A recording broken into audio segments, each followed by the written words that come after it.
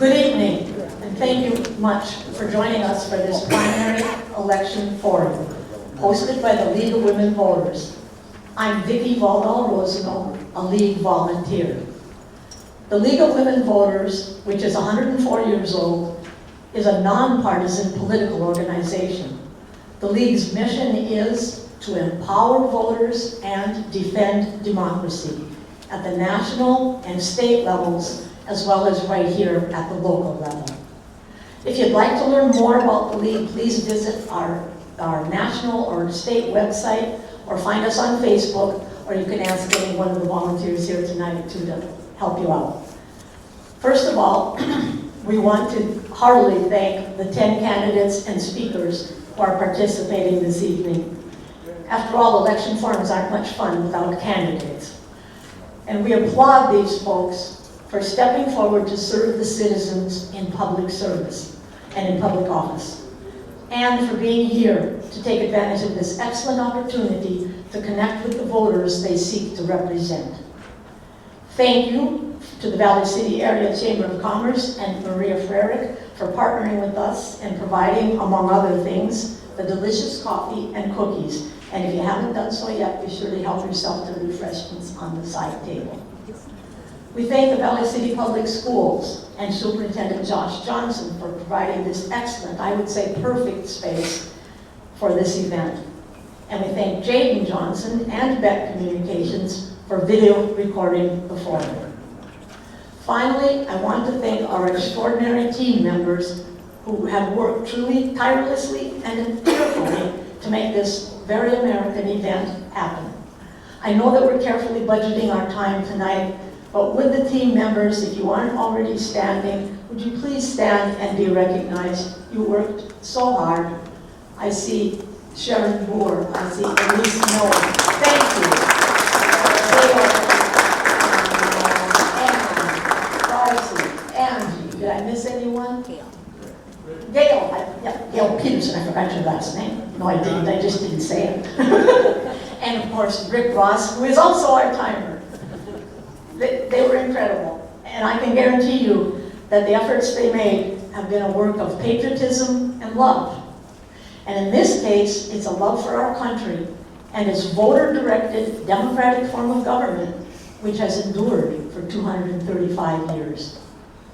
I hope you will take time to read the agenda that we hope you've got, and they're available at the front door too, because it is packed with helpful voting information, which is what the League of Women Voters is all about, getting voting and voter information out.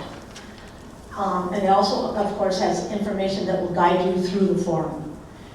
On the very bottom of the front page, please notice the places where recordings of this forum will be available for playback.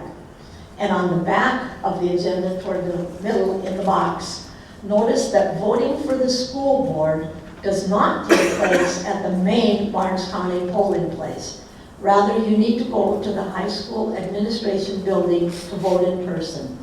Now, early voting and vote by mail options are available for both the school board vote and the full ballot vote. Any questions on the agenda? Because it does do another important thing. At the end of each panel announced are the rules for posing questions to that panel. Panels 1 and 3, you need to pose a question that all of the panel members will be answered. And for the other 2 panels, you can indicate who you want to direct your question to. And we do encourage you to ask questions. Again, the rules are on the agenda. And to submit a question, just write it down on one of the note cards and get the attention of one of the volunteers, who will then collect the cards, and we'll quickly sort them with the help of Tony Dutton and bring them to the moderator. If you need more note cards, please raise your hand and a volunteer will bring them to you. Also, there's a variety of printed election-related information available on the literature table near the entrance. Please browse through that. I want to mention that in the fall, the League of Women Voters plans to host another election/candidate forum, and that one would feature legislative candidates who will then be in competition. There wasn't any competition in the primary, regarding the legislative seats. So we didn't include them on purpose in this forum, but we will be doing another forum. So please watch your news sources, whatever they are, and watch for posters, certainly the Times Record and News Dakota and the radio to find out about the forum. We're extremely fortunate tonight to have with us two community-minded VCSU professors who have generously offered their time and talents to moderate this forum. I'm totally delighted to introduce, come on up guys, Dr. Tony Dutton and Dr. Alex Jorgensen. Many of us have already had the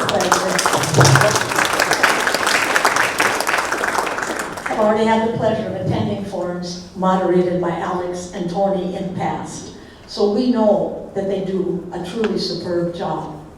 Both gentlemen are gifted communicators and scrupulously fair and unbiased. And on top of that, they are really, really nice guys. I really enjoyed working with them to get ready for the forum.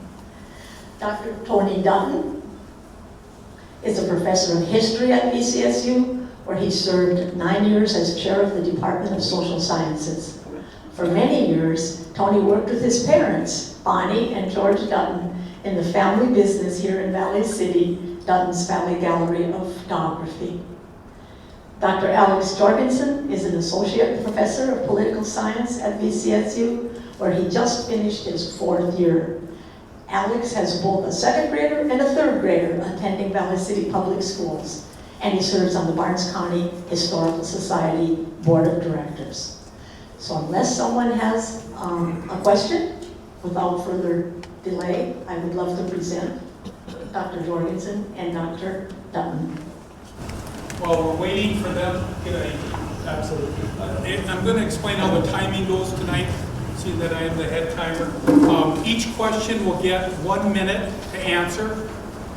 And hidden from your view, I will hold up a sign when they have 20 seconds left. I will hold up another sign when they have 10 seconds left. And then at the end, when the minute is up, I will raise my hand, and that means finish your thought. If you go too long, you will hear this.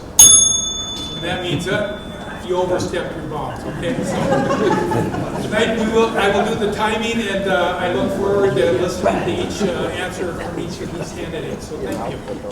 It is my pleasure to be here tonight, co-moderate this forum. We're going to have 4 panels. The first panel is for public school candidates. The second one will be individual candidates that are grouped together.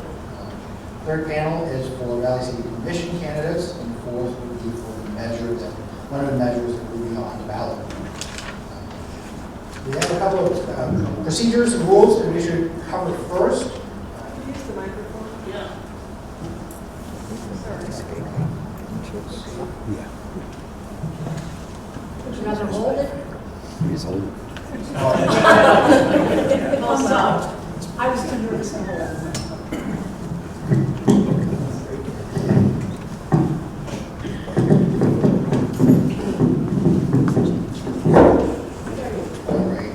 We have 1 microphone tonight, so this will be the shared podium for the candidates and me asking questions, and eventually Tony when we get to that.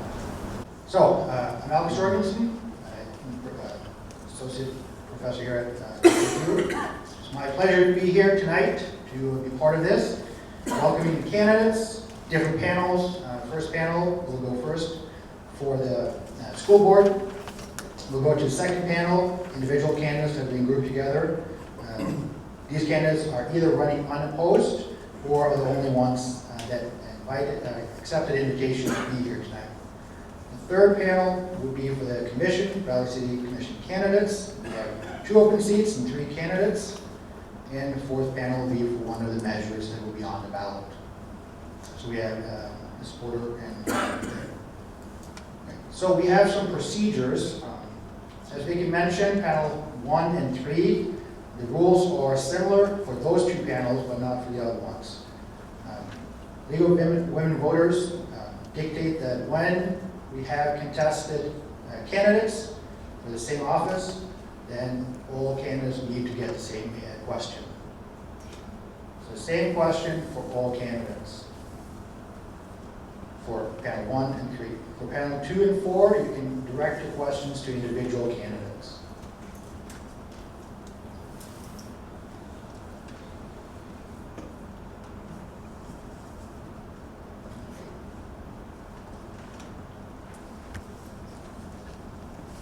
I think it's time to introduce the first panel. Would the candidates come up? Tavi Bergen and John Paul Jones. So for the candidates for each panel, they will have a 1-minute opening remarks, and we'll have questions. You can submit questions for them. We'll go through them and group them by topic.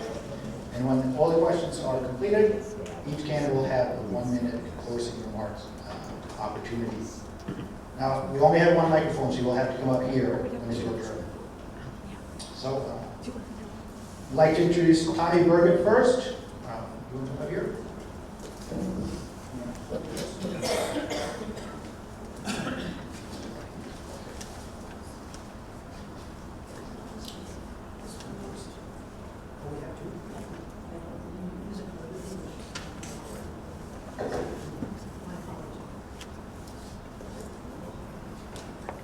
Hi, I'm Tommy Bergen. I was born and raised here in Valley City. I'm also a proud product of the Valley City school system. I could not be more proud to be from Valley City and to be a Hiliner. That is why I'm running for school board. It is my turn to give back to the school district that has given me so much. As an established business owner in Valley City, I will bring a wealth of knowledge to the already talented school board. There are some challenges the district is facing, and there are many exciting things the district is experiencing as well. Valley City has some of the most talented educators and administrators around. This is something we as a community should be very proud of. Our students are learning from the very best. The facilities is one of the biggest challenges the district is facing, and I know that comes with a price. We have to limit the tax burden on our district taxpayers. I'm hoping that we can leverage the state for funding and financing options. Budgeting is also a hot topic right now. I work with budgets each and every day. I know my knowledge of budgeting and financing will get the district through the current financial crisis we are facing. The future for Valley City is bright. The school district. I hope that I get to be part of the future to serve the district I am so very proud of as a school board member.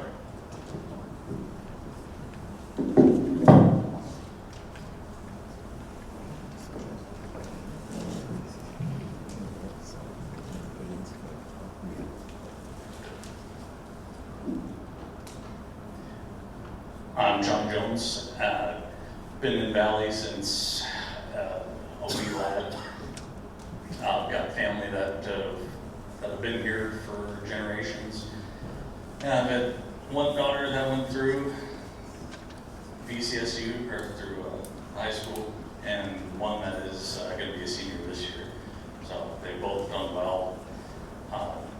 It's a great community, and I want to give back. There's a lot of things going on in the district too that need to be addressed and also watched, and also given a guiding hand where people can add.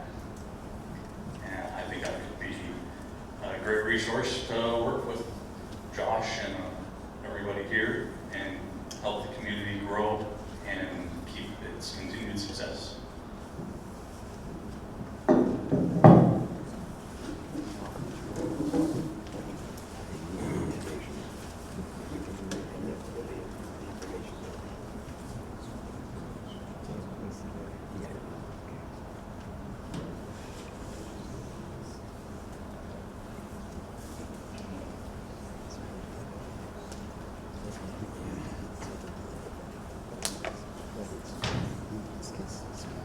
All right, we got our first question of the night. We're going the same order, and when you do closing remarks, we'll switch the order on. Okay.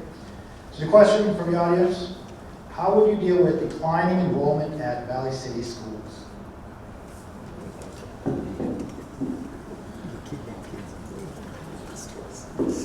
Declining enrollment is a challenge today. With technology, students have other avenues of learning rather than being in the classroom. With that in mind, we cannot undervalue the education of face-to-face learning that students get. So we need to support our educators and our teachers and encourage students to continue to be in the classroom and show that value of what a human teacher can give our students.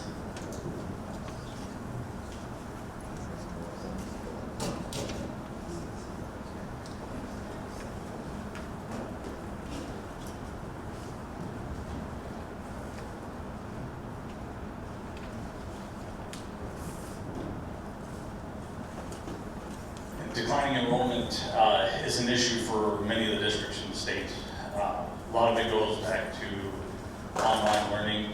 I think we can thank COVID for showing us that it does and does not work.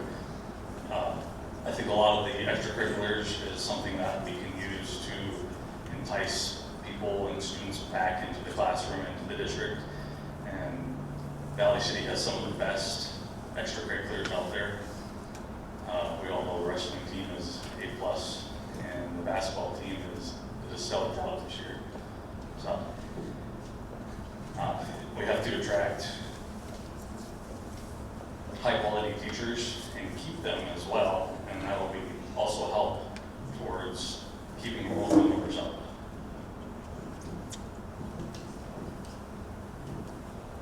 If you want to stay up, I think what we'll do is we'll just alternate who has this first for questions. Sure. We got a second mic now. Okay. All right. So, the question from the audience is, do you support or oppose legislation to allocate tax funds for non-public education?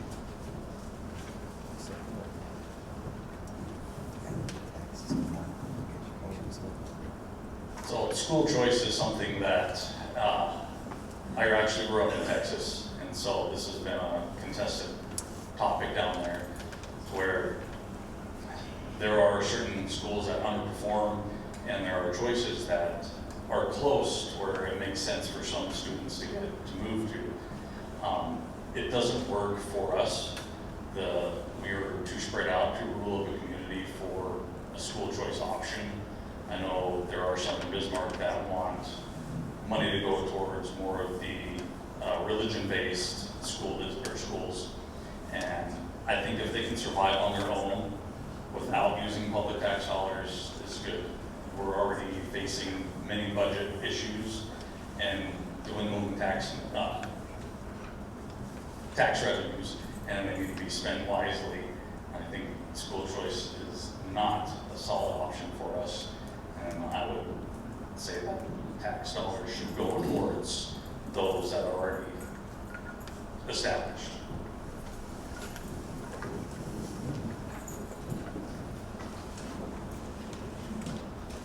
Will you read that question one more time? So the question from the audience, do you support or oppose legislation to allocate tax funds for non-public education? I would have to say I do not support that. Valley City is a public school district, and that's what we're here to support and defend, for lack of a better word. So I think we need to keep the dollars into the public school system. Again, being a proud product of this school district, I know what Valley City can offer and continue to offer, and we need those tax funds staying right here in the community and in the school district so we can have the increased enrollment, which we're trying to accomplish here.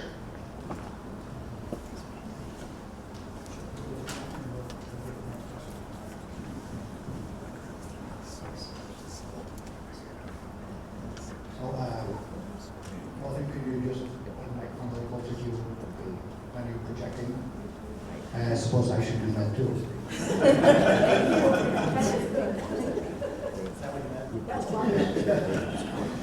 Right. Who should have primary responsibility to establish the curricula for Valley City Public Schools? One more time, I'm sorry. Who should have primary responsibility to establish the curricula for Valley City Public Schools? I feel the primary responsibility for that should be the educators as a team, as a whole. They can get together, put their heads together and decide what is best, as well as we can get guidance from Bismarck and the education area up there. But I think ultimately it stays right here in the community, and our teachers and educators should be able to decide that for themselves. And I think welcoming input from the community and the parents as well.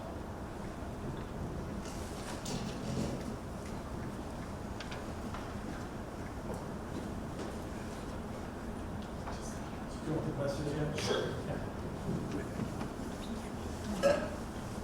Right.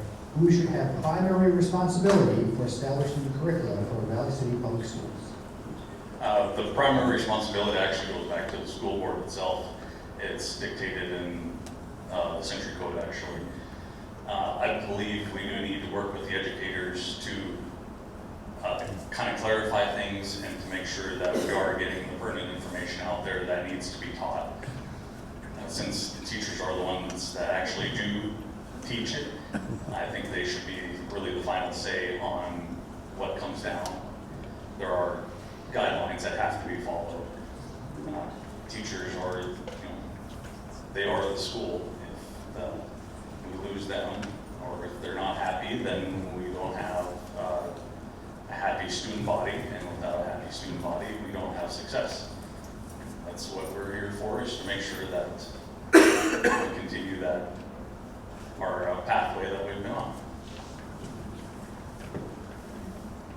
We got another question from the audience. With Valley City Public Schools' aging infrastructure, what is the best way to update our facilities? How would you propose the district pays for the update? Wrong bank. It's for both of you. So yes, it is something that is a serious issue. Mr. Johnson has been very well at putting that there are things that need to be addressed, but it can't be an all-in-one shot. We don't have, I don't think we have the proper property footprint for a brand new school. We have to work with what we have. I do have a few ideas that could possibly work on revamping, but that's something for down the road and conversation for the whole board and Mr. Johnson.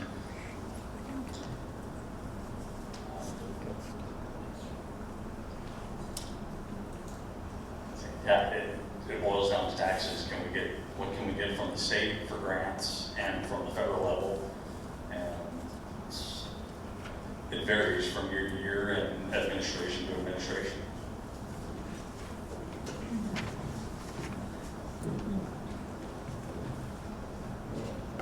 Yes, we all know that the facilities are a hot topic button right now. As I mentioned earlier, the actual footprint of Valley City School District is very small, so to put that tax burden back on the property owners isn't ideal and pretty much unfair. So through the consortium that Mr. Johnson has got us in, I think that's a great avenue to look at budgeting options and financing through the state and federal level. Hopefully through that consortium and other school districts, we can all work together to get the tax funding that we would need to update our facilities. All right, we have a somewhat related question. What is the major issue, or maybe major issues you see in the community as it relates to Valley City Public Schools? So obviously the main one is our declining enrollment. We need to try to get students back into the classrooms, which then increase our budgeting and funding through the state. Our deteriorating facilities, as we're trying to look at how we're going to give the educators the top-notch facilities that they need to educate our youth as they continue through their educational process.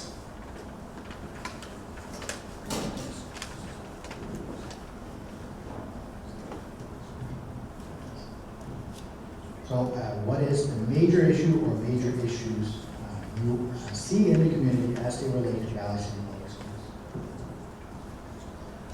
Making sure our students are job force ready.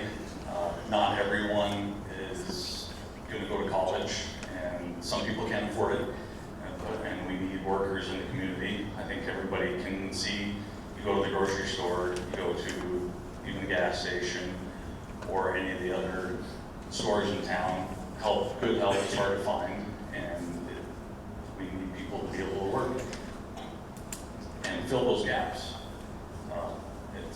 I think the school district has done an awesome job on prepping our kids for the real world out there, and they just need more support and to be told that they are doing a good job, and to continue up the programs that we have already in place to make sure our kids have the best opportunities that they have in the future.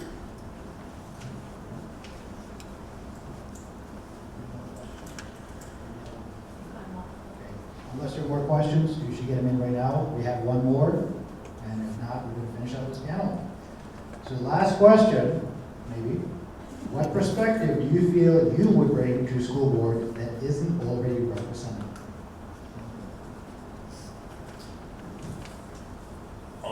Not going through Valley City schools myself, but having kids that have gone through, I've seen some of the pluses and the minuses, and I can bring a different perspective from down south. I grew up in Texas, just outside of Houston, and I think I had a top-notch education, and I'm blessed with that. But I want to see that transferred to everybody. I want to see everybody have the opportunity to do what they're passionate about and chase their dreams and their goals, and hopefully bring that back to Valley City to make it to keep it a great community and to make it better going into the future.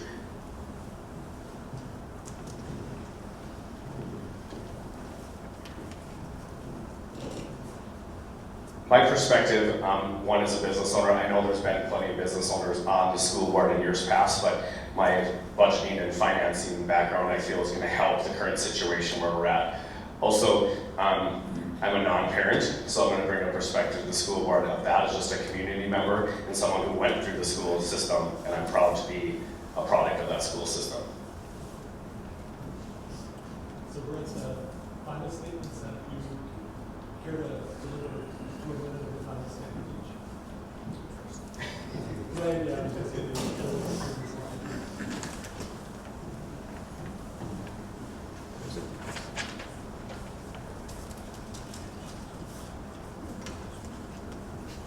I'm excited for the opportunity to be on the school board. I've got a large background in transportation, and I think I could be vital to help the transition that the district is going through now to in-district busing and transportation.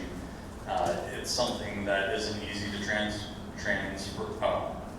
transition into, and I believe we have some of the best people that can make that happen. And I'd love to be part of that team and to keep moving the district forward with the success that we've had and see it grow, and our kids have that many more opportunities to succeed.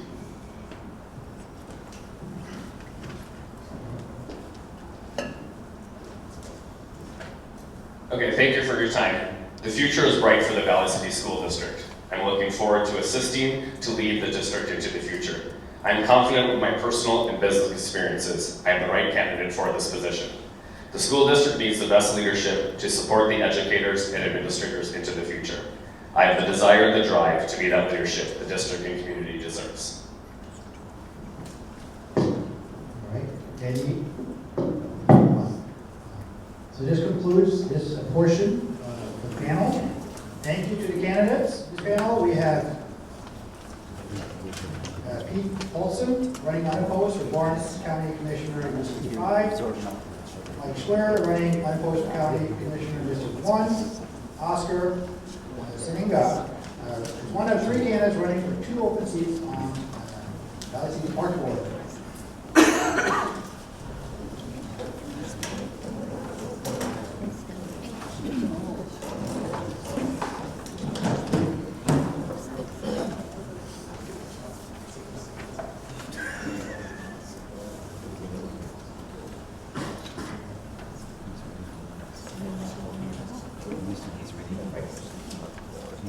So we're going to keep the process the same. We're going to have opening statements, 1 minute for each candidate. We'll start with Pete. I'm Pete Paulson. I'm the current District 5 Lawrence County Commission. And it's not a job that I sought 4 years ago. I was kind of talked into it with the retirement of the current commissioner. But you know, when you sit around and you talk to people and you hear people in the coffee shop complain about the way things are going, but they never get involved. So I thought, well, if I'm going to complain about stuff, I better try to do my part to help out. As only an active farmer on the commission, I think that's important because it is Barnes County Commission. I think we should have a farmer representing the commission. We have a great commission right now, and there's a diverse group, but it's nice to have I think to have a farmer on there that pays taxes, lives in the country, drives the roads every day. So, thank you.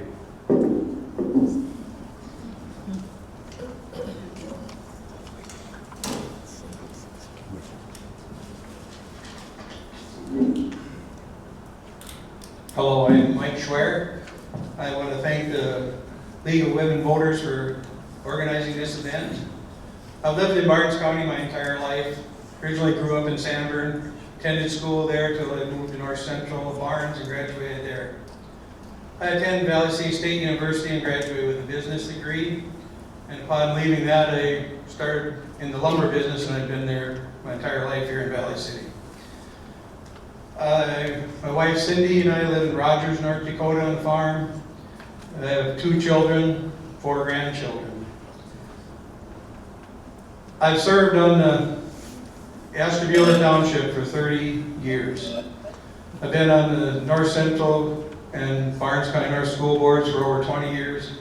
I'm currently the president of the Barnes County North Board and the China Valley Career and Tech Center in Valley City. So I've been on some boards, so I think I can bring some perspective to the county commission.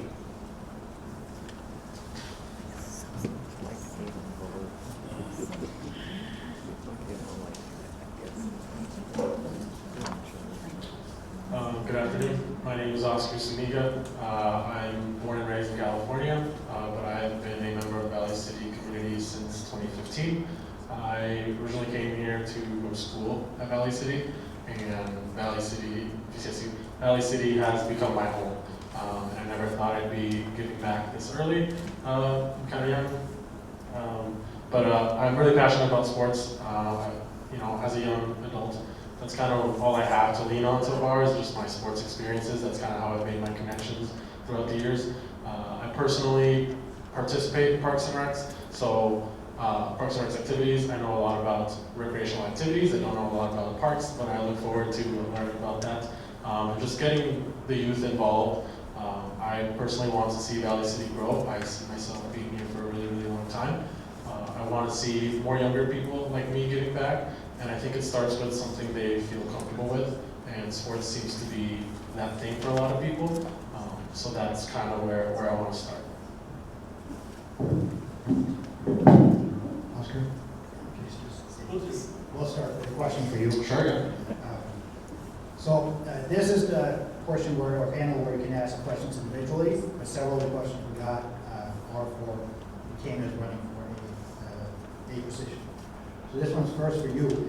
What is your idea for future projects the park board should undertake? Like I said, most of my experience comes from recreational activities. That's kind of where I think I will contribute the most.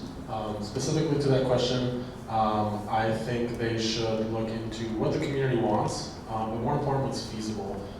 The community might want the brightest and shiniest thing, the brightest and shiniest courts, but if no one is there to use it, I don't think it makes sense. So I think kind of a broad answer, but what makes most sense? It makes no sense to have a brand new pickleball court if there's no activity out there for it.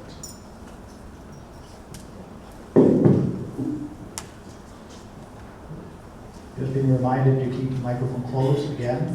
Thanks, Vicki. Appreciate that. The next question is for the county commission. It's for both.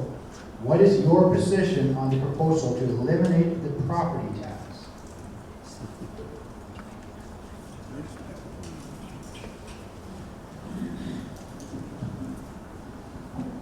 I think right now we go through about a month or two of budgeting in the summer. We meet with all the departments to see what kind of monies they need. And I'm not sure if we eliminate the property tax, what kind of support we're going to get from the state if it's going to cover all our bills. So I'm a landowner myself. I pay a lot of property tax, but I'm not comfortable in giving that up until I be assured that we can fund the sheriff, the jail, the city county health, the highway department, all those things that we need. So at this time, without knowing exactly how much funding we're going to get, I'm comfortable with the property taxes that we we levy and we pay.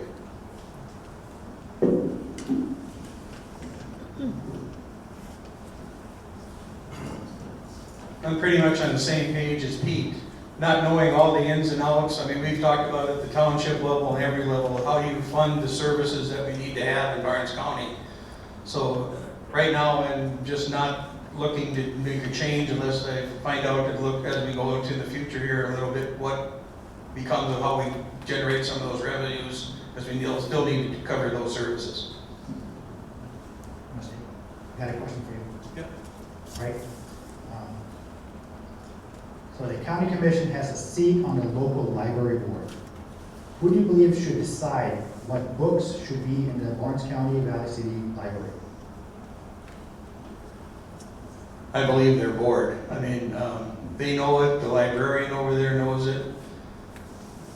I believe that what books should be there should be part of the board's, they're the ones in charge of it. I believe the board should be in charge of that.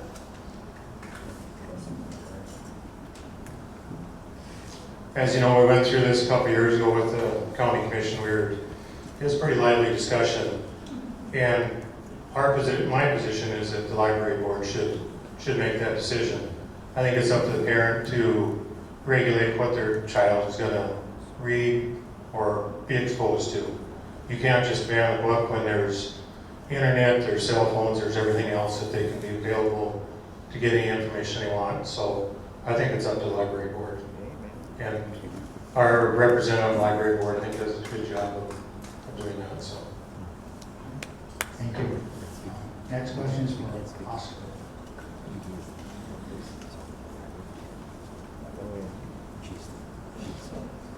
A question from the audience is, what steps will you take to include children from families who struggle financially? Yeah, that's actually one of the things that I want to look at. I'm not sure currently if there is such a program where maybe like a scholarship type of program where we allow the youth, young children that come from, not a lot of money to participate in sports. I think sports are a great avenue for young children. I want to look at starting something like that if there isn't, and if there is, I want to make sure it's well funded, either by donations, I still want to look into that, but that is one of my main things that I want to look at. Another one for you, so you can look at it. What is your main interest in serving on the board? My main interest, really, like I mentioned earlier, is to engage youth. Like I said, I came here as a student, and I fell in love with Valley City. I want others to fall in love with Valley City. Someone mentioned up here, we want to keep teachers in the school. I think it starts with outside the work life. When teachers go home, they need something to do, right? And a lot of teachers used to play sports when they were kids, or when they were in high school or in college. So engaging them that way, I think it's a big domino effect. And I want to get back to my community in the best way that I know how, and that's through sports. So giving, those people that kind of opportunity, as well as I want to make sure it's affordable for not just the kids, but also young adults. I think our fees are a little bit too high. I think the structure is a little bit wonky. It's not fair for everyone. It really kind of favors people that have been here for a while. So, thank you for the question. Just hang on. So we have the last note card from the audience, but it's not a question. It's a statement for everybody. And then we'll do closing remarks. You can go first. So I just want to read this. It says, thank you to all the candidates for stepping up and investing in Barnes County and Valley City. So that concludes the questioning section for this panel. We'll be getting closing remarks in the reverse orders. Oscar, you go first, then Mike, and So my closing statement starts with, my whole life I've played sports, and I grew up playing soccer, and it didn't cost a thing. There's ways to make things affordable. We don't have to do 5v5 basketball, we can do 3v3, we can make it work. Like I said, I played soccer when I grew up, and I played on a dirt road with rocks as our goal post. And I fell in love with it. That's the best way to play soccer, to be honest. But yeah, this is my first, swing at getting involved with the community. I want to see the community grow, and this is the best way that I can do it at this moment. In future years, maybe commissioner, mayor, look out. But this is how I can best give back to my community. So I look forward to doing that.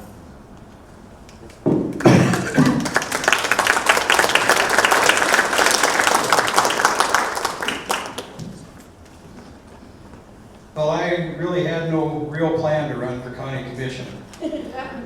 But I've always enjoyed looking at the process that they've done and the outcomes that they've had. So when it seemed like nobody was looking to run, I think somebody had to do it, and I decided to throw my hat in the ring. But if I'm elected, I would look forward to working hard for District 1 and working with the rest of the commissioners and to make the best choices for all of the people here in Barnes County.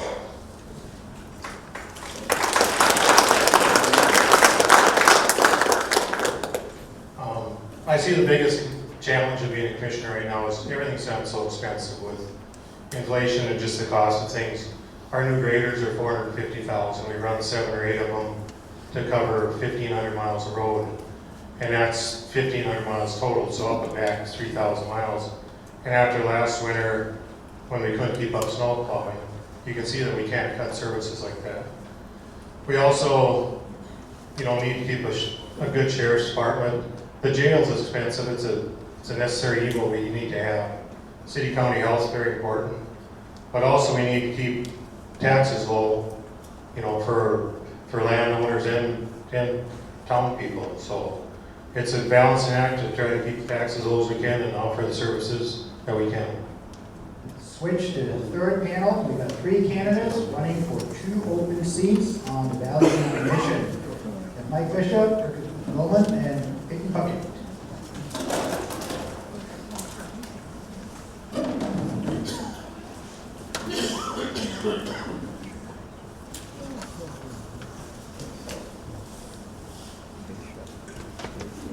As you get settled in, we'll keep the procedures as similar as we have already. Everybody gets a minute for opening remarks, a minute for closing remarks. We'll start with Mike, Richard, and Peyton. You have to get up to the podium. That's the microphone.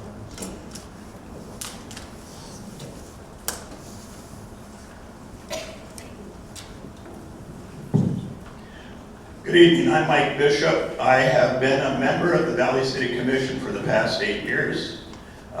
Time flies. I've enjoyed it very much. I've lived in Valley City all my life except for 10 years when I was a pastor in South Dakota. When I retired from pastoring, I moved back to Valley City. My wife and I just celebrated our 51st wedding anniversary. I have 4 sons who are products of the Valley City school system. And figured this one out. 4 sons, but I've got 7 granddaughters. I've talked to all my boys, but I'm looking forward to another 4 years on the commission. There's some things that we want to do in the city, and I am excited about the direction that our city is moving. So I would appreciate anything. My door or my phone is always available for you to call.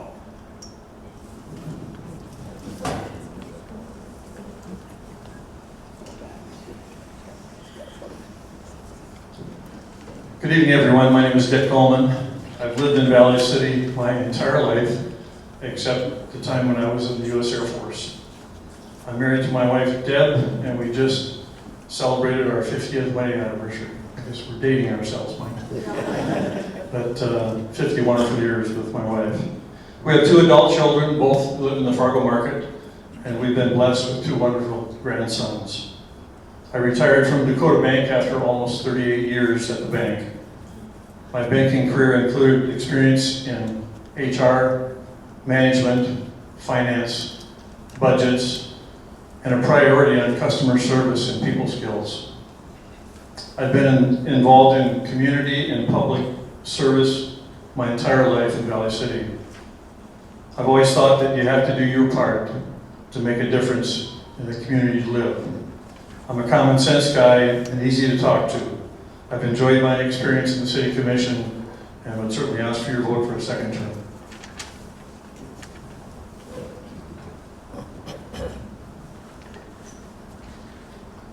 Well, good evening. I'm Peyton Puckett. I've lived in Valley City for almost 11 years. I attended Valley City Public Schools and graduated in 2023 and chose to stay in town. I've worked at Burger King for 5 years, with 2 of those as a shift lead at a young age.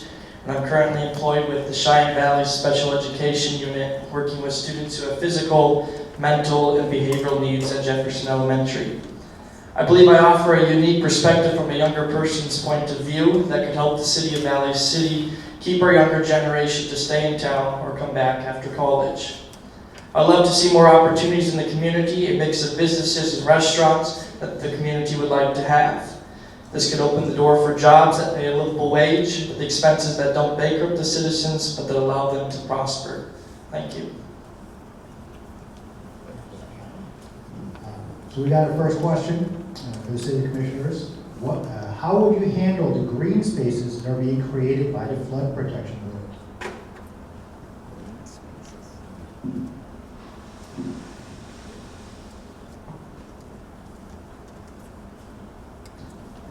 Can you repeat the question? Absolutely. How would you handle the green spaces that are being created by the flood protection work? I think it's important to protect our homes, our cities, and to do anything that would protect the people of Valley City. I would support. If it means building walls around our river, I would totally promote that. I believe that our city needs to be protected.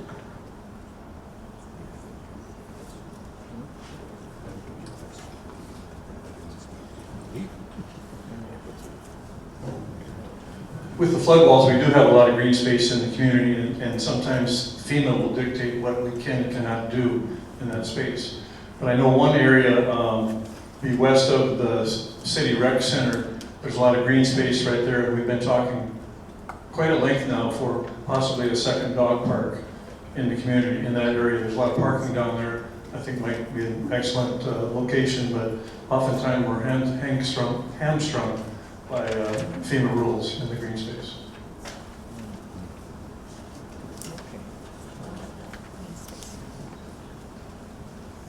Ditto.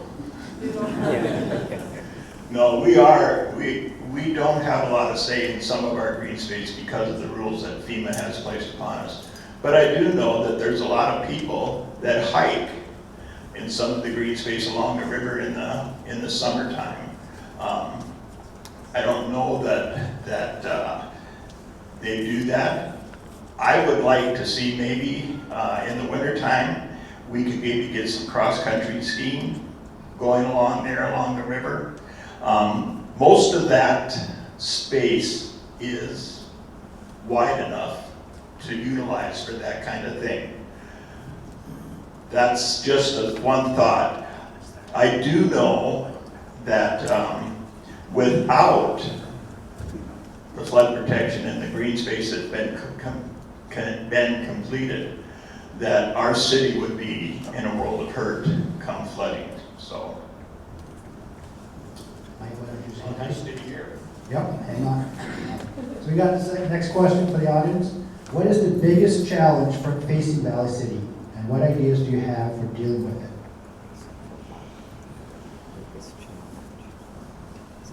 There are a lot of things facing the city right now.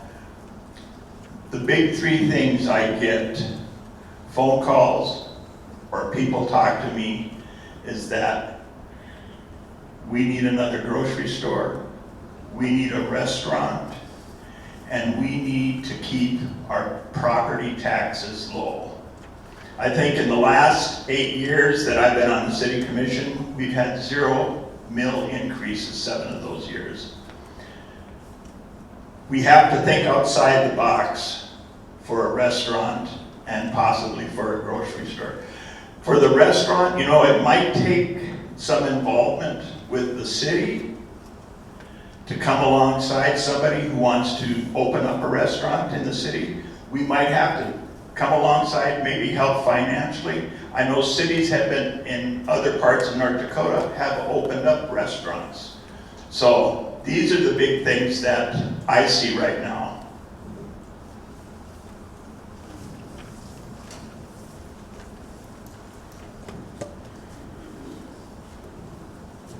I think we have to do everything we can to maintain quality of life and quality of place for our citizens. And I think that starts with growth, jobs development. We need more jobs in the community. With more jobs, it takes care of a lot of the other things, especially our tax base. But right now it's kind of a chicken and egg. That we need more jobs, we need more people to move to town, but we have a real housing issue. If a company wanted to come in now with 100 employees, I don't know where we'd put them. So I think at some point there might need to be maybe a public-private option for housing, whether that be multifamily or even this. I know the city and the Development Corporation has been talking about better incentives. We do have some incentives for building a home here, but there's a lot of people that drive from Fargo or West Fargo to work at John Deere and other places. If we could incentivize them to build homes here, that might help us. Which at the end would also increase our enrollment at the school district.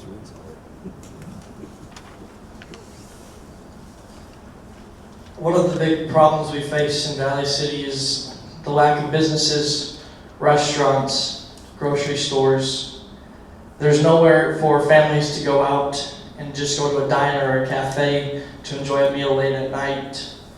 There's no shopping that our young people could go to, no shopping malls. It's been decreased over the 11 years I've lived here in Valley. And that's one of our big problems. It would help to keep a younger generation in town if we had more places that they could go and have fun and have a free time at. Hang on. So the next question from the audience is, what unique perspective do you bring to the board? I believe I offer a unique perspective as a young person. I'm 19 years old, probably one of the youngest people who has ran for city commission, and probably one of the youngest, if elected, to be elected onto the board. I bring a perspective that would listen to a younger generation, that would listen to them and hear their thoughts and their plans that they would like to see in Valley City and help them prosper and grow in our community.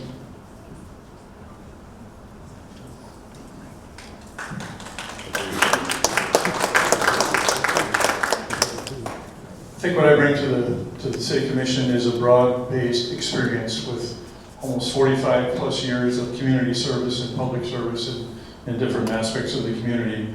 I've had a lot of management experience, finance, a lot of budgeting experience, and like I indicated earlier, I'm a common sense person. I'm easy to talk to, and I care a lot.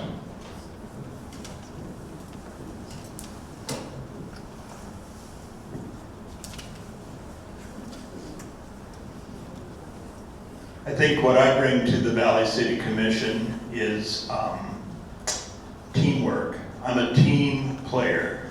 When I first got on the commission, I thought, I've got some ideas I'd like to see pushed through. You don't do that. You don't come to the commission with an agenda. I learned to be a team player in the Marine Corps, where I was a team member of a Force Recon unit. I've been a business owner. I've been a pastor. I'm a graduate of Valley City State University, and I have a master's degree from NDSU in counseling. So I know how to listen to people. I know how to work with people. And I am always available. People have my phone number. People stop me on the street. When my wife and I are out for something to eat, they'll come to my table and say, well, I don't want to talk city business, but. So I'm available whenever. I'll just stay here. Just hang on. So, a question from the audience is, what can the city do to reduce the effects of the climate crisis at the local level? What can the city do to reduce the effects of the climate crisis at the local level? Climate crisis? Okay. That's a tough question. I don't know that as a city, we have a big problem with greenhouse. The college built a new power plant and they put in state-of-the-art scrubbers for emissions. We do, right now, the city of Valley City, I think we have a 90+% green, what we get our energy from, meaning green, meaning hydroelectric, wind power. So we do, as a city, we do a good job for climate control. Can we do better? If you want us all to drive electric cars, I suppose. But we do a good job.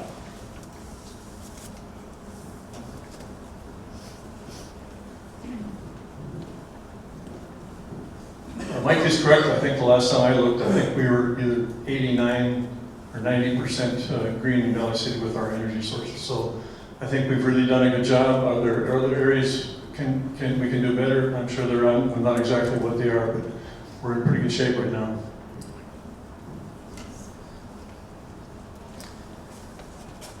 Not 100% positive on what we can do to do better, but the mayor stopped me before we started. He said, "Be yourself." Well, I would love to look into it and see what we could do.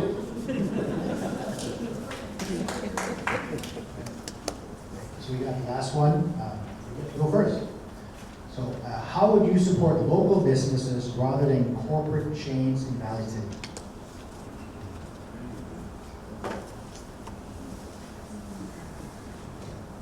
How can we support the local businesses instead of bringing in big chain businesses? Part of it would be more advertisement. You don't see much advertisement for our current businesses we have. We could always advertise more. We could bring in smaller shops that aren't part of the big chain businesses, and we could bring those in and focus on youth, focus on adults, younger adults, and we could support those as well. Currently, most people travel out far because they don't know of our businesses. They don't know what we have, and I think advertising them in local news sources would help with that.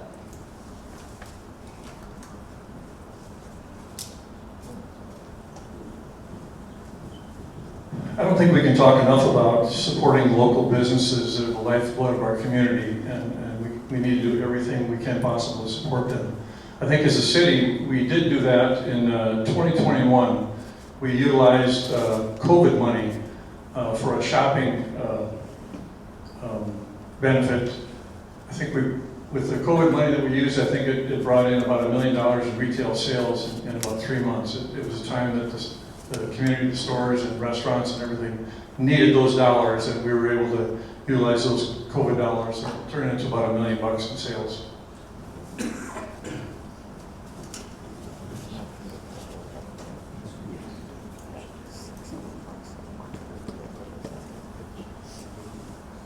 I think everybody sitting in this room, excuse me, can do their part. Shop local. My wife and I do 90% of our shopping local. The only time we go anywhere else is that something is not available. And that's a message that we should be, as a city, encouraging our citizens to shop local. We also have a Chamber of Commerce who is working hard to highlight businesses. They have business after hours where they have a gathering of all the businesses, and you can go to that and you can meet these business people and you can hear and see what they have to offer. We are our own worst enemy when it comes to shopping local. If you can buy it in town, buy it in town. Don't go out of town. Shop local.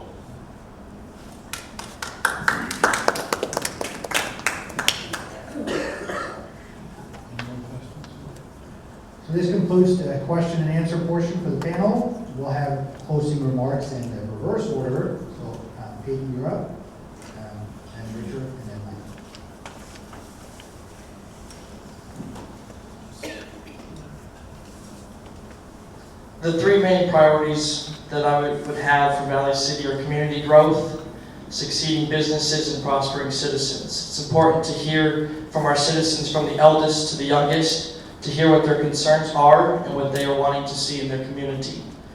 This city does not belong to a city commission of 5 elected members, but it belongs to more than 6,500 citizens who have a voice.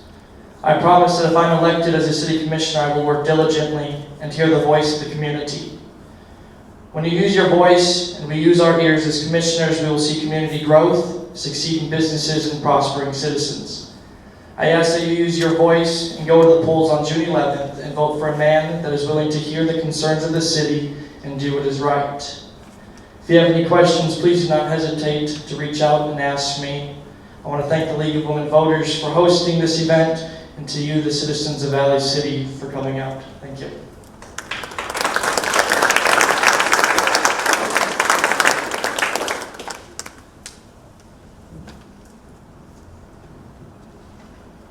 I served on a number of boards for over the years, and I serve on the USA Softball National Board of Directors, and there I talk to people from all over the country. And volunteerism and public service, it seems to be a lost art today, but I can tell you that it's really rewarding when you can feel good about doing your part and seeing success in your own community. So I would like to thank everyone who's here tonight that's running for a position. Thanks for stepping up and doing that. It's not always easy, but it's appreciated. I'd also like to offer a thank you to the League of Women's Voters for putting this forum on, and just say that whoever your favorite candidate is on June 11th, please get out and vote. Thank you.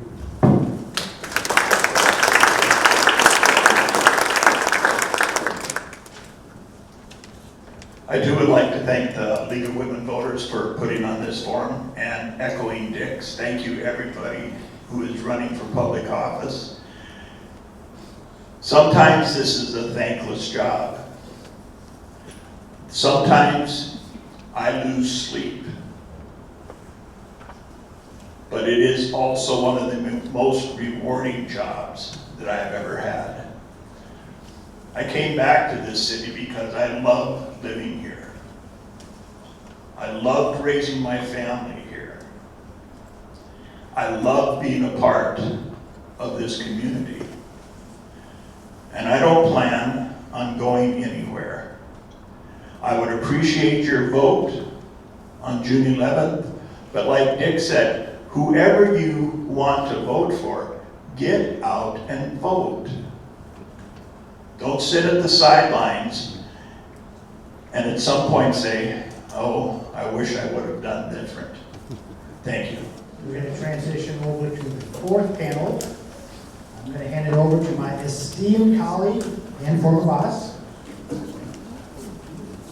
So the question that is going to be on the ballot for measure number 2 is, shall the Board of City Commissioners of the City of Valley City adopt the ordinance described above, repealing language in the Valley City Municipal Code, which prohibits the sale and dispensing of flavored e-cigarettes, flavored e-liquids, and other flavored components and materials involved in the use or consumption of e-cigarettes? Yes means that you approve of the repeal of subsection 4, thereby allowing for the sale and dispensing of flavored e-cigarettes and e-liquids in the City of Valley City. No means that you do not approve of the repeal of the subsection 4 and wish to retain the prohibition on the sale and dispensing of flavored e-cigarettes and e-liquids in the City of Valley City. So speaking in favor of this measure is Valley City Commissioner Jeff Erickson. Speaking in opposition to this measure is Dr. James Dwarf. We'll begin with your opening statements.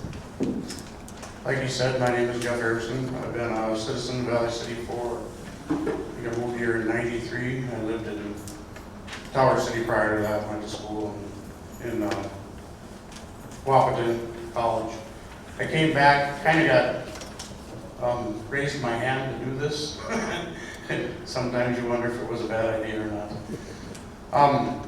The reason I am voting or wanted this measure wanted vapes back in Valley City was, I feel it's a right that you should be able to have, and it shouldn't be decided on by one board saying, yes, we can. We had a couple commissioners up here earlier that spoke about bringing, or the businesses shop local. Well, vapes, whether you like it or not, I don't condone them, I don't use them, but the sale of them in town would help keep businesses shopping, or keep local shopping here instead of going out of town for other stuff. So.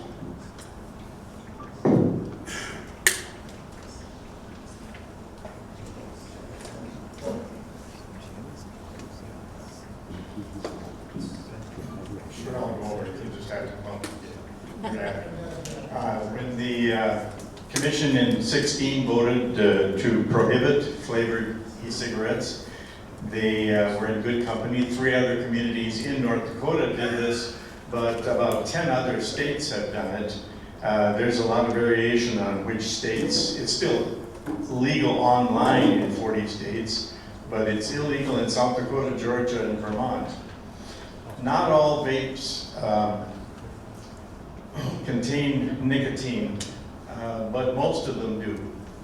Canada has not only severely restricted flavors, but they have a limit on how much nicotine can be contained.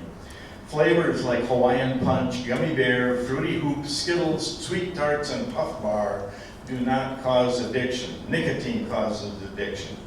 Vaping devices contain from 1 to 35 times the amount of nicotine as there is in a pack of cigarettes. And that addiction is very difficult.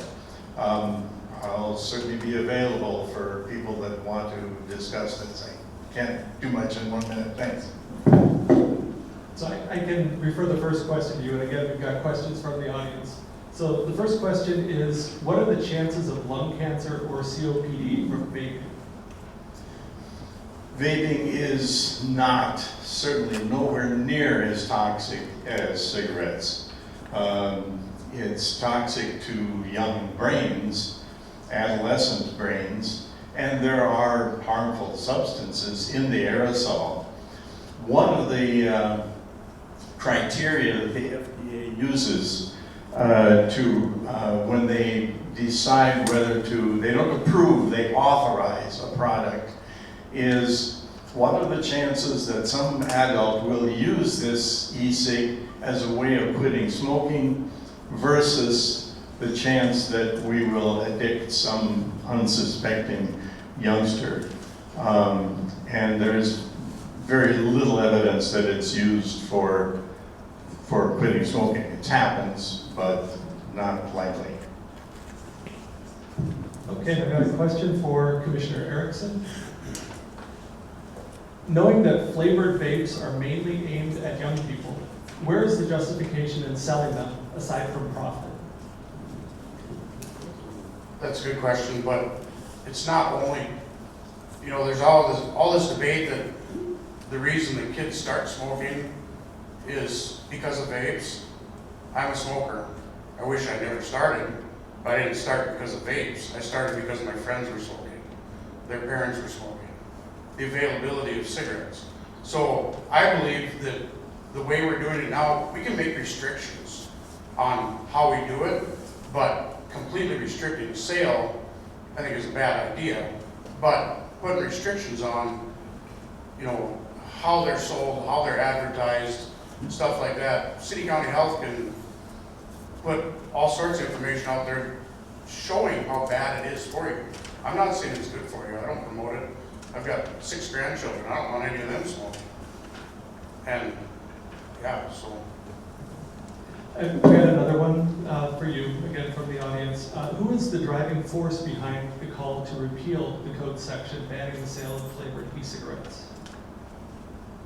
So originally it came, one of the convenience stores in town came to me through one of the business owners and asked if we could bring it back up.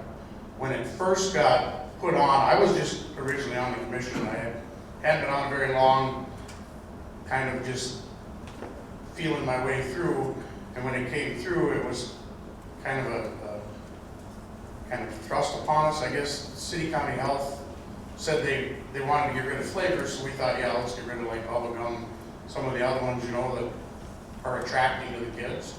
Yeah, we'll get rid of that, but the way it got worded was it just wiped it all. So one of the business owners, convenience stores, came to us and said, hey, we'd really like to sell them because it's very good for our business. So I said I would bring it up and see what happened. Thank you. And a question for Dr. Bohr.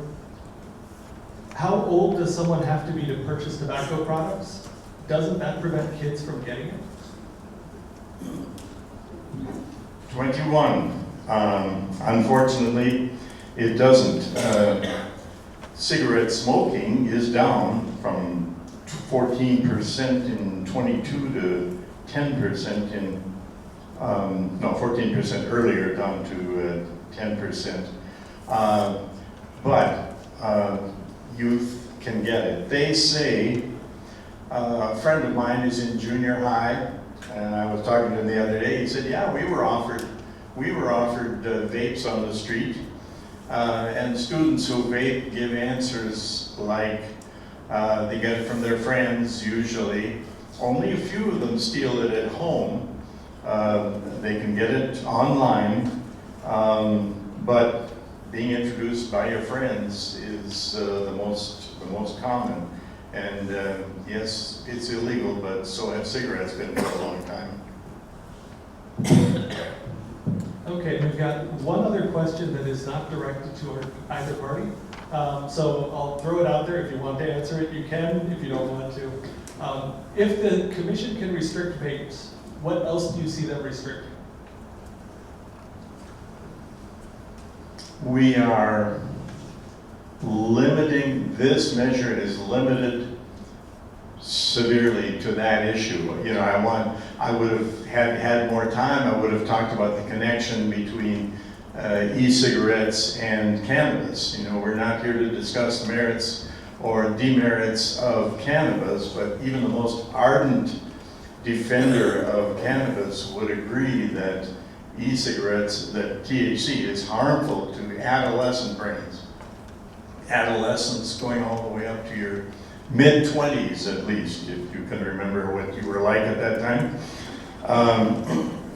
But yes, all we need to do is to limit vapes. The American Academy of Pediatrics, the the CDC, the Tobacco-Free Kids, they all say, do one thing first. Make vaping, flavored vapes illegal.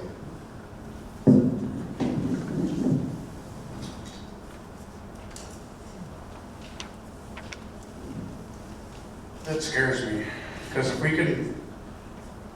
if we let the commission ban vapes, not limit vapes, but ban vapes, I think we can put restrictions on there. I have no problem putting restrictions on there. But banning vapes, what's next? Because there isn't anything out there that's healthy for you now. Pop, candy, chips, whatever. They could ban whatever they wanted. Once you give that control, the control is now taken away from you and you don't get a choice. So this is about choice. Yeah. One other question for you, Sure. Specifically. If you want to limit youth access to vapes, what kind of limitations on sales can restrict youth access? So we've already, basically just like cigarettes, you put it behind the counters, you don't put signs out there acknowledging, we don't need advertising at all. As long as they're available and the people that use them, I know people, he might disagree with me, but I know people that have used them to quit smoking. But there's ways that if you put it like behind the counter, it's not out in front, there's no labeling, put it under the counter. I don't care. As long as it's available, if they want to know what they have, then the people at the counter can tell them what they have. Just so it's not an easy grab for the kids, that they're worried about the kids getting them to smoke. And I have one other sort of general question, not directed to either. So again, if you want to answer, great. If not, Why should we make it easy for kids to buy flavored vapes when the addiction potential is so high? I don't think we're making it easy. I think the internet is making it easy. So it's not the commission making it easy. It's not having them for sale in town making it easy. There's many other ways to get it. So you can go online. You don't even have to show an ID. You can buy it online and order it, and it comes to your house. So we're not making it easy for them. I'm not for making it easy. I just want them to be available for sale in town.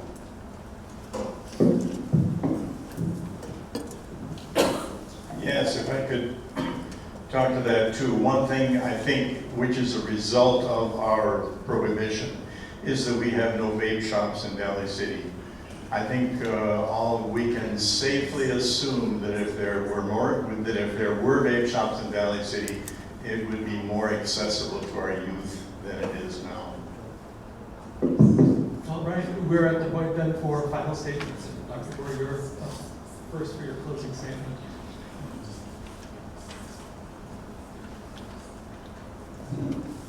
Last week we had some billboards up in town, and they were taken down because they were so wordy that they were probably going to be a traffic hazard. But under my picture, my quote said, "There can be no justification in promoting nicotine addiction in younger people so that merchants can make more profit or governments can get more tax revenue." Commissioner Jorgensen.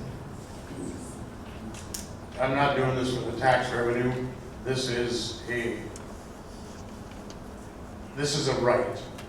The right that's been taken away from the citizens. When government starts taking control, I've got issues, and that's the reason I'm doing this. It's not for any other reason. And thank you so much for running for office. We meant what we said earlier, that having people to serve the way you're offered to do is a gift. And thank you. Thanks to everybody for coming.